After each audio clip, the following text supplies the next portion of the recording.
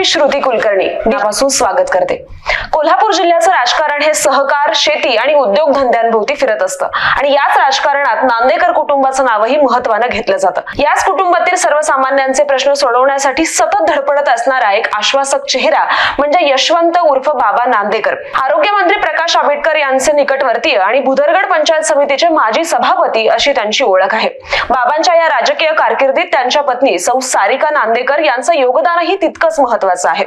नांदेकर उद्योग समूहाच्या त्या अध्यक्ष आहेत आणि आता शिवसेनेकडून कडगाव जिल्हा परिषदेच्या त्या अधिकृत उमेदवार आहेत। आज आपल्या पॉडकास्टमध्ये बाबा नांदेकर आणि सौ सारिका नांदेकर हे दोघेही उपस्थित आहेत। त्यांचं आपण मनापासून स्वागत करूया। नमस्कार बाबा, जसं आपण म्हणालो की कोल्हापूर जिल्ह्याच्या राजकारणात नांदेकर कुटुंबाचं नाव महत्त्वानं घेतलं जातं, त्यामुळे या पार्श्वभूमीवर आजपर्यंत तुम्हाला जो राजकीय असा प्रगल्भ राजकीय वारसा जो मिळालेला आहे तुमचे वडील के.जी. नांदेकर यांच्याकडून, आम्हाला त्याबद्दल ऐकायला नक्कीच आवडेल। माझे वडील के.जी. नांदेकर गेली 40 वर्ष या विभागामध्ये राजकारणात समाजकारणात सक्रिय आहेत। ते यापूर्वी बिद्री कारखान्याचे सक्रिय संचालक होते, यापूर्वी 10 वर्ष जिल्हा परिषद सदस्य होते। त्यांचा राजकीय प्रवास हा प्रचंड आहे। त्यांनी या विभागात अनेक लोकांना नोकऱ्या दिलेल्या आहेत, अनेक लोकांना रोजगार दिला। या विभागाच्या डेव्हलपमेंट म्हणजे साधारण पायवाटेचा रस्ता तयार करणे, या विभागामध्ये पेयजल योजना राबवणे, या विभागामध्ये रस्ते तयार करणे, अशा वेगवेगळ्या विकास कामामध्ये त्यांचा सक्रिय सहभाग राहिला। त्यामुळे प्रचंड अशी लोक समुदायाची ताकद त्यांच्या पाठीमागे या विभागामध्ये आहे। हो, नक्कीच। आता मी ताईंकडे येईल। ताई, तुम्ही या वेळच्या शिवसेनेकडून जिल्हा परिषदेसाठी अधिकृत उमेदवार आहात। तुमच्या माध्यमातून एक महिला नेतृत्व आता पुढे येतंय, तर या निवडणुकीच्या अनुषंगाने तुमचं व्हिजन आता काय असणार आहे? नमस्कार, मी सारिका यशवंत नांदेकर। या निवडणुकीला सामोरं जात असताना माझं मुख्य भर हा महिला सक्षमीकरण असेल, तरुणांच्या हाताला रोजगार देणं आणि या आमच्या विभागाचा पूर्ण पर्यटनाच्या दृष्टीने विकास करणं, यासाठी मी जास्त आग्रही असेल, त्याच्यावर माझा भर असेल। कारण माझा हा कडगाव मडगाव जिल्हा परिषद मतदारसंघ जो आहे तो वाड्या वस्त्यांनी विखुरलेला आहे आणि नैसर्गिक साधन संपत्ती, नैसर्गिक सौंदर्याने नटलेला असा हा माझा विभाग आहे। आणि आता बघायला गेलं तर नामदार प्रकाश आंबेडकर साहेब यांच्या माध्यमातून, यांच्या नेतृत्वाखाली माझ्या बरोबरच या कडगाव पंचायत समितीमधून सौ आपल्या अरुणा प्रशांत देसाई आणि मडगाव पंचायत समितीमधून धनंजय लाड हे या निवडणुकीला सामोरे जात आहेत। तर या निवडणुकीमध्ये मला याच्या विभागामधील महिलांचा जो सक्षमीकरणाचा मुद्दा आहे किंवा त्या महिलांच्या हाताला काम देणं, हे करत असताना मला या महिलांना बचत गटांच्या अंतर्गत त्यांना जास्तीत जास्त थेट बाजारपेठ उपलब्ध करून देणं, त्यांच्या जे उत्पादन त्या करतील, स्थानिक उत्पादन असेल त्याला ब्रँडिंग करणं, हा माझा प्रामुख्यानं प्रयत्न असेल। सुदैवानं आमचा जो हा भाग सगळा जो माझा मतदारसंघ आहे तो निसर्ग सौंदर्याने नटलेला असा असल्यामुळे पर्यटनाचे आणि ऐतिहासिक वारसा त्याला लाभलेला आहे। या सगळ्या गोष्टींचा आपण वापर करून कृषी आणि ग्रामीण विकास, ग्रामीण पर्यटनाच्या विकासाच्या दृष्टीने मी काम करेन। एक समृद्ध गाव, सक्षम महिला आणि आत्मनिर्भर तरुण हे बनवण्यासाठी प्रयत्न करणं, हे माझं या निवडणुकीचं मुख्य व्हिजन आहे। नक्कीच बाबा, जसं ताई म्हणाल्या की तुमच्या भागाला एक ऐतिहासिक वारसा लाभलेला आहे, त्याचबरोबर हा संपूर्ण परिसर निसर्ग सौंदर्यानं नटलेला आहे, त्यामुळे आपसुकच या भागात कृषी पर्यटनाला, ऐतिहासिक पर्यटनाला सुद्धा तितकंच महत्व आहे किंवा त्याला आणखी वाव मिळू शकतो। या दृष्टिकोनातून तुम्ही काय विचार करता किंवा तुमची भूमिका कशी असेल या संदर्भात आणखी विकास करण्यासाठी? आमचा हा विभाग कृषी म्हणजे एकदमच निसर्ग संपन्न असा विभाग आहे आणि ऐतिहासिक पार्श्वभूमी पण फार मोठी आहे। कारण आमच्याकडे मौनी महाराजांची समाधी आहे आणि त्या समाधीला छत्रपती शिवाजी महाराजांनी भेट दिली अशी इतिहासात नोंद आहे। आम्ही त्या दृष्टीने विचार करून पहिल्यांदा आम्ही या विभागातील नितवडे धबधबे, जो सवतकडा धबधबा म्हणून फेमस आहे, पूर्वी जर का बघितलं तर तो धबधबा दुर्लक्षित होता, अगदी किरकोळ लोक त्या धबधब्याला यायचे, पण डेव्हलपमेंट नंतर यावर्षी त्या धबधब्याला 1.5 लाख लोकांनी व्हिजिट दिली। त्याबरोबरच आम्ही या विभागामध्ये बुधगड सारखा किल्ला डेव्हलप करायला सुरुवात केलेली आहे। त्यामध्ये आमदार आंबेडकर साहेबांच्या माध्यमातून तिथे पॅराग्लायडिंगची सुविधा केली, बोटिंगची सुविधा केली, अनेक साहसी खेळ सुरुवात केले। त्या माध्यमातून तिथं सुद्धा मोठ्या प्रमाणात पर्यटन वाढलेलं आहे। आज आम्ही आमच्या विभागामध्ये असताना रांगणा किल्ला दुर्लक्षित होता, तिकडे जायची वाट अत्यंत दुर्गम आहे। एक वेळ अशी परिस्थिती होती की ओढ्याला पाणी आलं आणि पलीकडेच लोक राहिले, त्यांना रेस्क्यू करण्यात आलं। तिथं आम्ही आज चांगल्या पद्धतीचा आंबेडकर साहेबांच्या माध्यमातून पूल बांधलाय, तिकडचा रस्ता बारमाही वाहतुकीसाठी खुला केला। तिथं सुद्धा पर्यटन घडेल. त्याचबरोबर पाडगाव सारखं धरण आहे. धरण अतिशय निसर्ग संपन्न धरण आहे. त्याची जी बॅकवॉटरची साईड आहे ती सुद्धा आम्ही येणाऱ्या काळात डेव्हलप करतोय. जे पर्यटनाच्या दृष्टीने गरजेचं आहे ते आम्ही येथे करून आपण येणाऱ्या काळात पर्यटनाच्या संधी उपलब्ध करू. सवतकड्याच्या दृष्टीने तो आम्हाला अनुभव आलेला आहे आणि त्याचा वापर करून आम्ही पुढे जाऊ. बरं, जसं तुम्ही सांगितलं की पर्यटनाच्या दृष्टिकोनातून तुमच्या काही योजना आहेत आणि आजपर्यंत तुम्ही त्या संदर्भात केलेली कामं सुद्धा आम्हाला कळाली. तुम्ही 2012 ते 2017 या काळामध्ये भुदरगड पंचायत समितीचे माजी सभापती राहिलेले आहात. त्यावेळेचा तुमचा अनुभव कसा होता समाजकारणात आणि त्याचबरोबर राजकारणात सुद्धा तुम्ही कशा प्रकारे सक्रिय होता, आम्हाला ऐकायला आवडेल. 2012 ते 2017 हा माझा अतिशय चांगला काळ गेला राजकारणाचा. कारण मला नांदेकर साहेबांचा वसा लाभलेला होता. मला तो राजकीय प्रवास पुढे अनुभवत असताना मी सभापती झालो आणि सभापती झाल्यानंतर माझ्या लक्षात आलं की आपण नुसतं खुर्चीवर बसून चालणार नाही, तर आपण आपल्या फील्डवर जर का आपण गेलो तर आपल्याला तिथल्या समस्या समजतील आणि आपण तिथे चांगल्या प्रभावीपणे काम करू शकू. म्हणून सभापती आपल्या गावी, सभापती आपल्या दारी अशी एक संकल्पना घेतली आणि आम्ही सगळ्या जवळजवळ बुदरगडातल्या 100% गावांना आम्ही भेट दिल्या. त्यामध्ये आम्ही प्राधान्याने तिथल्या शाळांना भेट दिल्या, प्राधान्याने अंगणवाड्यांना भेट दिल्या, ग्रामपंचायतींना भेट दिला, तिथल्या कारभाराची माहिती घेतली, तिथल्या त्रुटी समजून घेतल्या आणि त्या त्रुटी सुधारणा करण्यासाठी प्रयत्न केले. त्या काळात आम्हाला असं लक्षात आलं की शाळेतली मुलं ही वर्गात खाली बसून अभ्यास करतात. आता आपण तर एवढं पुढारलेलो आहे आणि अजून सुद्धा बेंचेसची सुविधा नाही. तर माझ्या सभापतीच्या काळात मी अभिमानाने सांगेन की 100% शाळांना आम्ही बेंचेस देण्यासाठी यशस्वी झालो आणि मुलांना आम्ही खाली बैठक व्यवस्थेतून वरच्या बैठक व्यवस्थेत आणले. अनेक अंगणवाड्यांना आम्ही वॉटर फिल्टर दिले, जी मुलांची प्रकृती नादुरुस्त होत होती कुठलंही पाणी पिऊन, तिथं आम्ही वॉटर फिल्टर दिले. म्हणजे ज्या ज्या छोट्या छोट्या गोष्टी ज्या जिल्हा परिषद मार्फत केल्या पाहिजेत त्या करण्यासाठी आम्ही प्रयत्न केला. अनेक ग्रामसेवक जे ग्रामपंचायतला व्हिजिटच देत नव्हते, आमच्या उपक्रमामुळे सरपंचांचे आमचे चांगले संवाद झाले आणि त्या संवादामुळे ग्रामपंचायतचा सुद्धा परफॉर्मन्स वाढला. कारण ग्रामसेवक किंवा तिथले कर्मचारी तिथं हजर राहून काम करायला लागले. त्यामुळं बऱ्यापैकी आम्हाला त्या उपक्रमामुळे चांगल्या पद्धतीनं काम करण्याला फलित मिळालं. बरं, तुमचा तो अनुभव आम्ही ऐकलाच. आता मला ताईंकडे यायला आवडेल. ताई, तुमचे सासरे KG नांदेकर आणि पती बाबा नांदेकर या दोघांनाही मोठा राजकीय वारसा असा मिळालेला आहे आणि आपसुकच तुम्ही सुद्धा त्या सगळ्या वातावरणात तुम्ही सुद्धा पहिल्यापासूनच आहात आणि आता तुम्ही महिला नेतृत्व म्हणून तेवढ्या सक्षमपणे पुढे येण्याच्या प्रयत्नात आहात, निवडणुकीच्या प्रचारात उतरलेले आहात. तर पण बऱ्याच वेळा आपण बघतो की महिलांचा विकास किंवा महिलांसाठी असणारं आरक्षण हे जे मुद्दे असतात ते कागदावरच राहतात, प्रत्यक्षात मात्र ते आपल्याला दिसत नाहीत. तर हे कागदावरचे मुद्दे प्रत्यक्षात उतरवण्यासाठी तुमचं काय विजन असेल, काय वाटतं तुम्हाला याबद्दल? अगदी बरोबर म्हणालात तुम्ही मॅडम. कारण महिलांना आर्थिक स्वातंत्र्य किंवा त्यांना आर्थिक त्यांच्या पायावरती उभं करत असताना त्यांना आर्थिक स्वातंत्र्य मिळवून देणं फार गरजेचं असतं आणि याच गोष्टीला मी प्राधान्य देते. आणि त्यासाठी आपल्या या जिल्हा औद्योगिक केंद्राच्या अंतर्गत महिलांना वेगवेगळे प्रशिक्षण देणं, औद्योगिक प्रशिक्षण उपलब्ध करून देणं, त्यांना त्यांच्या मालाची विक्री कशी करता येईल याच्यासाठी मार्गदर्शन देणं, त्यांच्या जे उत्पादन आहेत त्याला ब्रँडिंग मिळवून देणं आणि ह्या सगळ्या त्यांच्या ज्या मालाला त्यांची हक्काची बाजारपेठ मिळवून देणं, ह्या दृष्टीनं या पद्धतीनं आपण काम केलं तर हे महिला सक्षमीकरणाकडे पडलेलं पहिलं आणि एक यशस्वी पाऊल आहे असं मला वाटतं.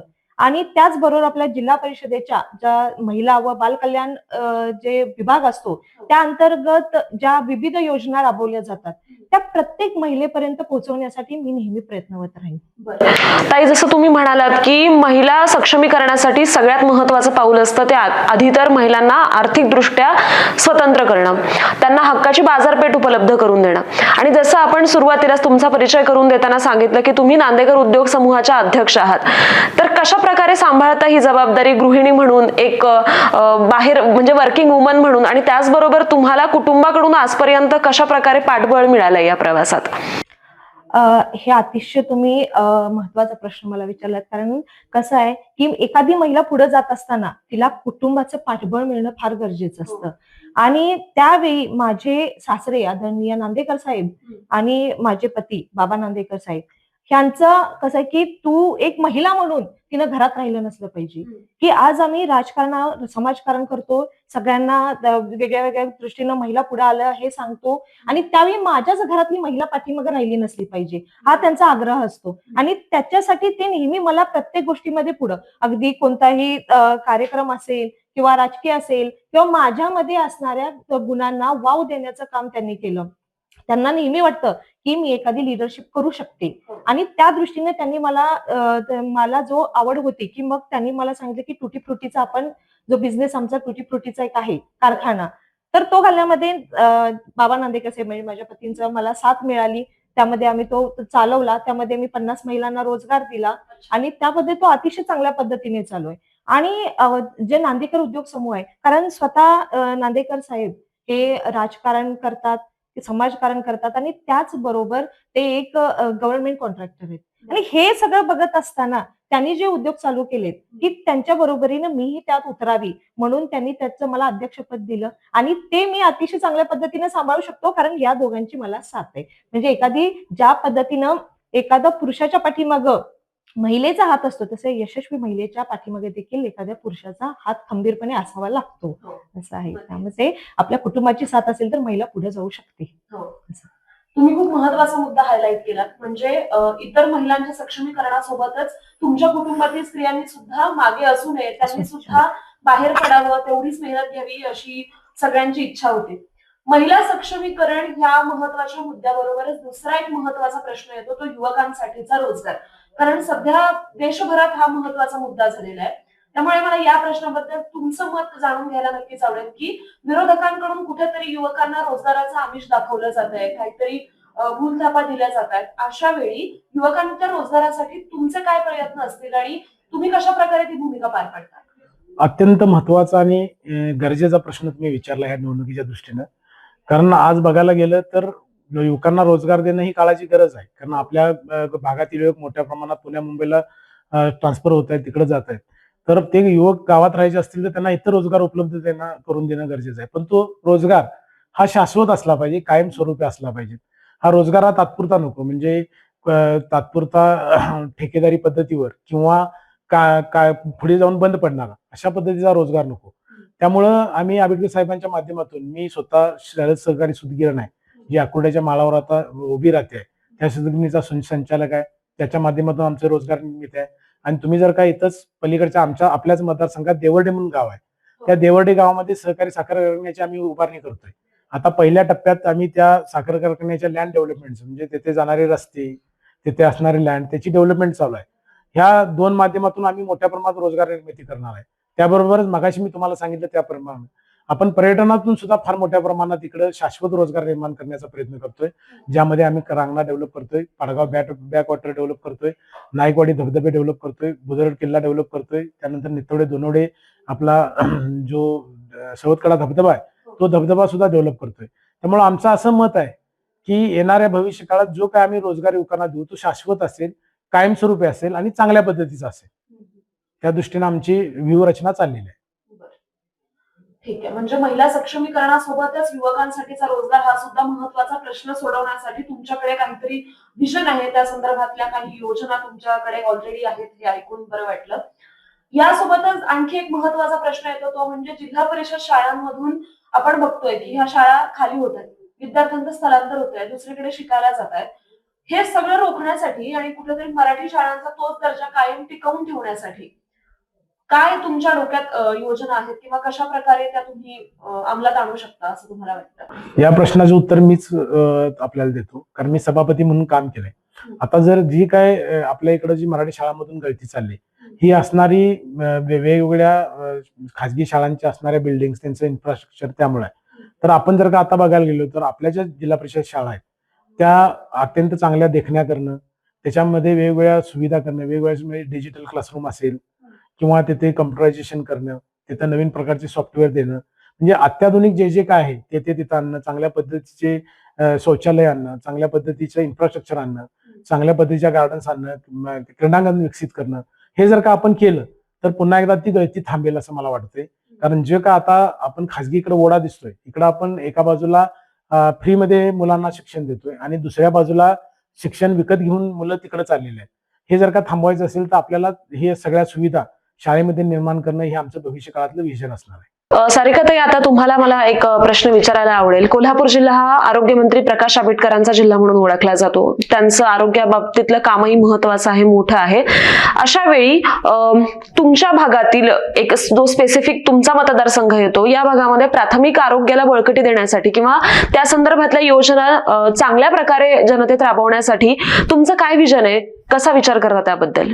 नामदार प्रकाश आंबेडकर साहेब यांच्या रूपाने आमच्या या भुदरगड तालुक्याच्या इतिहासात पहिल्यांदाच कॅबिनेट मंत्रीपद आलं. हो. आणि त्याचबरोबर सर्वसामान्यांच्या आरोग्याचा प्रश्न, आरोग्याची काळजी घेणार असा आरोग्य मंत्रीपद देखील त्यांच्या रूपाने आमच्या या भुदरगड तालुक्याला मिळालेलं आहे.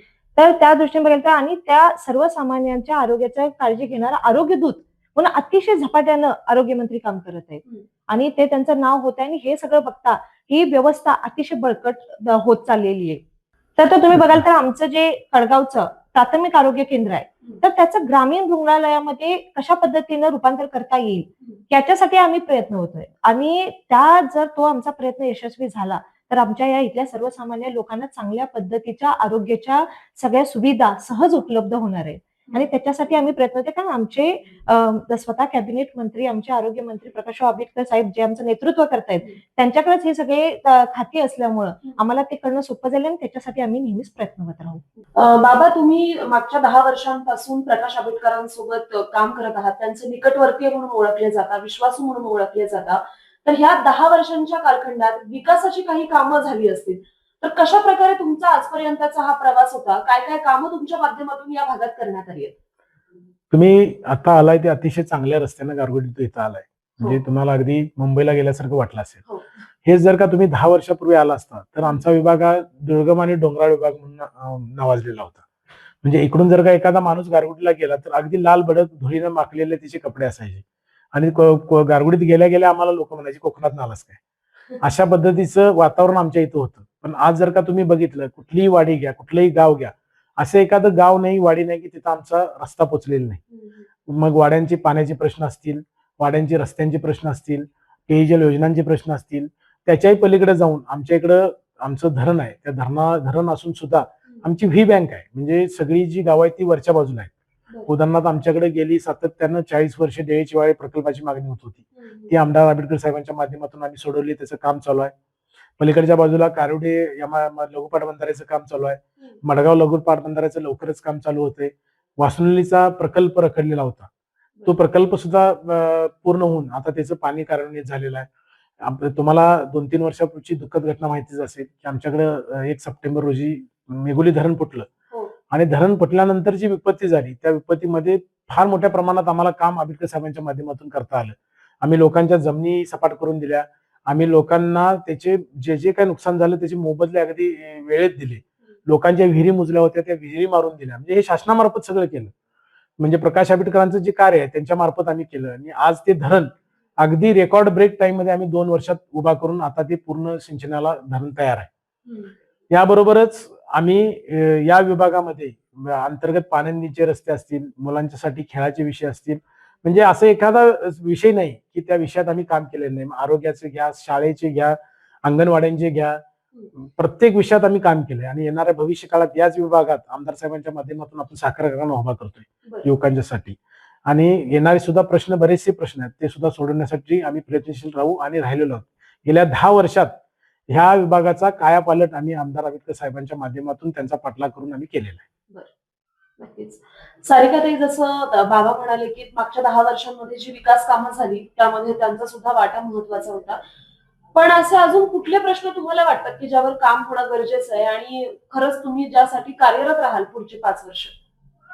आता नामदार प्रकाश आंबेडकर साहेबांच्या माध्यमातून आणि बाबा त्यांचा पाठलाग करून त्यांनी बरोबर माझ्या मते 80% कामं पूर्ण करून घेतलेली आहेत. पण आमचा हा शिवडाव सोनवडे घाट हा खूप वर्षापासूनचा प्रलंबित प्रश्न आहे आणि ते होणं फार गरजेचं आहे.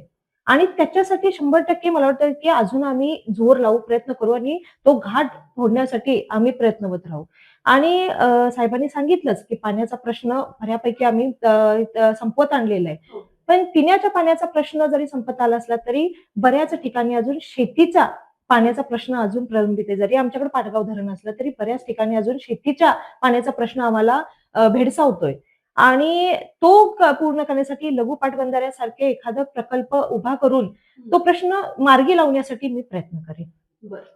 बाबा, मागच्या 10 वर्षांपासून प्रकाश आंबेडकरांसोबत तुम्ही काम करतायत आणि तुम्ही आजपर्यंत केलेल्या विकास कामांचा सुद्धा आढावा आम्हाला दिलात. माझा आणखी एक महत्वाचा प्रश्न आहे तुम्हाला, की शासनाकडून प्रत्येक वेळी नवनवीन योजना येत असतात, पण कुठेतरी या योजनांची अंमलबजावणी तेवढी सक्षमपणे होताना आपल्याला सहजासहजी दिसत नाही. तुम्ही मात्र त्या योजना राबवलेल्या आहेत आतापर्यंत तुमच्या भागामध्ये, तर त्याबद्दल आम्हाला ऐकायला आवडेल. कशा प्रकारे त्या राबवल्या आणि इथून पुढे सुद्धा तुमचं त्याबद्दलचं विजन कसं असेल?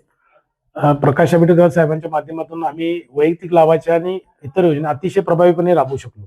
महत्वाची योजना जी काय असेल ती म्हणजे संजय गांधी निराधार योजना. बरं. त्या योजनेमध्ये आम्ही जवळजवळ गेल्या 3 वर्षात एक 8,000 लोकांना आम्ही न्याय देण्याचा प्रयत्न केला आणि तो दिला यशस्वीपणे.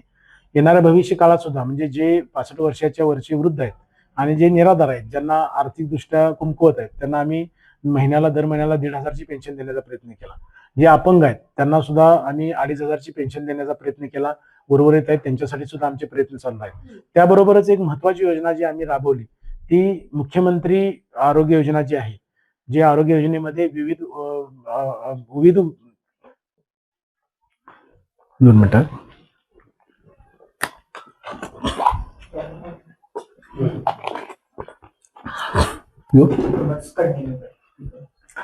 यानंतर जी अत्यंत महत्वाची अशी जी योजना आहे ती मुख्यमंत्री सहायता निधी योजना. यामध्ये आरोग्य आपल्याला जाणवतं की अचानक जर का एखाद्या घरात आरोग्याची समस्या निर्माण झाली तर घर अडचणीत येते, कारण आपण असे काय आरोग्यासाठी वेगळे पैसे सेव्हिंग केलेले नसतात. आणि मग ह्या योजनात एखादा माणूस जर का दुर्धर आजाराने आजारी पडला तर त्याची जी 4 लाख 5 लाख जे काय होतात त्या बऱ्यापैकी लोकांना आपण एक मोफत उपचार, आणि जर का त्यातून नाही झाले तर मुख्यमंत्री सहायता निधीमधून मोठ्या प्रमाणात आम्ही पैसे त्यांना मिळवून दिलेले आहेत. म्हणजे तुम्ही जर का असं कुठल्याही गावात गेला आणि ही योजना आम्ही राबवली असं गाव नाही. त्यानंतर एक महत्वाची अत्यंत चांगली योजना आम्ही राबवली ती म्हणजे बालसंगोपनाची. ज्यांचे वडील 18 वर्षाच्या आतली जी मुलं आहेत आणि ज्यांचे वडील एक्सपायर झाले, ज्या महिला विधवा आहेत, त्यांच्या मुलांच्यासाठी शासनाकडून दरमहा 2,500 रुपये मिळतात.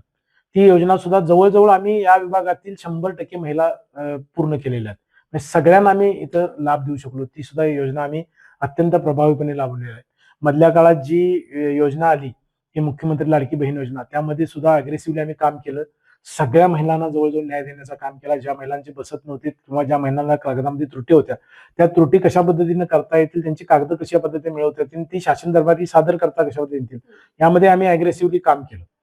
त्याबरोबरच ज्या शासनाच्या आता तुम्ही बघताय की मोदी आवास असेल किंवा शेतकरी सन्मान योजनेचे जे पैसे येतात त्यामध्ये अनेक शेतकऱ्यांच्या लिंकिंग मध्ये म्हणजे आधार लिंकिंग किंवा त्यांचे असणारे 7/12चे लिंकिंग मध्ये भरपूर प्रॉब्लेम होते. ते सगळे प्रॉब्लेम सॉल्व्ह करण्यासाठी आम्ही कॅम्प लावले. त्या कॅम्पच्या माध्यमातून सगळ्यांच्या ते सॉल्व्ह करून त्या योजनेमध्ये सगळ्यांना इन्क्लूड करून घेतलं आणि त्या सगळ्यांना जवळजवळ लाभ चालू झालेले आहेत. येणाऱ्या भविष्य काळात ते सुद्धा आम्ही जे काही योजना येतील शासनाच्या त्या प्रभावीपणे राबवण्यासाठी प्रयत्नशील राहू. मधल्या काळात जी योजना आली की 7.5 HP खाली MSEBच्या लोकांना वीज बिल माफी होणार, त्यामध्ये सुद्धा लोकांना आम्ही सहभागी करून घेऊन त्यांच्या काय असतील त्या पेपरच्या त्रुटी, काही लोकांचं पेपरमध्ये त्रुटी होत्या, त्या पेपरमधल्या त्रुटी करून त्यामध्ये ते कसे सहभागी होतील किंवा त्यामध्ये त्यांचा कसा लाभ वाढेल यासाठी आम्ही प्रयत्नशील राहिलो. 3 वेळा कर्जमाफी प्रकाश आंबेडकर साहेबांच्या कार्यकाळात आली. त्या 3 वेळच्या कर्जमाफीच्या काळात, शेतकरी कर्जमाफीच्या काळात अगदी प्रभावशाली आम्ही काम केलं. इथल्या लोकांना एकत्रित केलं, त्यांना कशा पद्धतीने योजना आहे ती समजून सांगणं, त्यात तुम्हाला कुठली कागदपत्र सादर करायला लागणं हे सांगून जास्तीत जास्त लोकांना आम्ही लाभ देण्याचा प्रयत्न केला आणि माझ्या मते जास्तीत जास्त लोकांचं यामध्ये समाधान झाले म्हणलं तर वावगं ठरणार नाही. सारिकाताई, आतापर्यंतची आपली चर्चा ही चांगल्या मुद्द्यांवर आधारित होती. विकासाचं राजकारण करत असताना महत्वाचे मुद्दे त्यामध्ये येणं गरजेचं असतं, म्हणजे नागरी समस्या, रस्ते, पाणी, उद्योगधंदे, महिला सक्षमीकरण या सगळ्यांबद्दल आपण बोललो. चर्चेच्या शेवटी येताना तुमच्या समर्थकांना आणि एकूणच मतदारांना तुम्ही काय आवाहन कराल या पॉडकास्टच्या माध्यमातून? या कडगाव मडगाव जिल्हा परिषदच्या सार्वजनिक निवडणुका 2026च्या त्यामध्ये मी शिवसेनेचे अधिकृत उमेदवार म्हणून नामदार प्रकाशरावजी आंबेडकर साहेब यांच्या नेतृत्वाखाली या निवडणुकीमध्ये मी उतरलेली आहे. हे सर्वसामान्य माणसांच्या सुखदुःखामध्ये सहभागी होणे हा मला माझ्या आई वडिलांच्याकडून आणि सासू सासऱ्यांच्याकडून मिळालेला वारसा. आणि राजकारण हे सत्ता मिळवण्याचं साधन नसून ते माणसं जोडण्याचं माध्यम आहे. ही शिकवण मला माझे सासरे आदरणीय नांदेकर साहेब आणि ताई यांच्याकडून मिळालेली आहे. आणि त्याच्यावरतीच चालत लोकांच्या अडीअडचणी समजावून घेणं, त्यांचे प्रश्न जिल्हा परिषदेच्या सभागृहामध्ये मांडणं, यासाठी मी या निवडणुकीला सामोरे जात आहे. कळगाव मडगाव जिल्हा परिषद सार्वत्रिक निवडणूक 2026 या निवडणुकीमध्ये मी शिवसेनेचे अधिकृत उमेदवार म्हणून नामदार प्रकाशरावजी आंबेडकर साहेब यांच्या नेतृत्वाखाली या निवडणुकीला सामोरे जात आहे.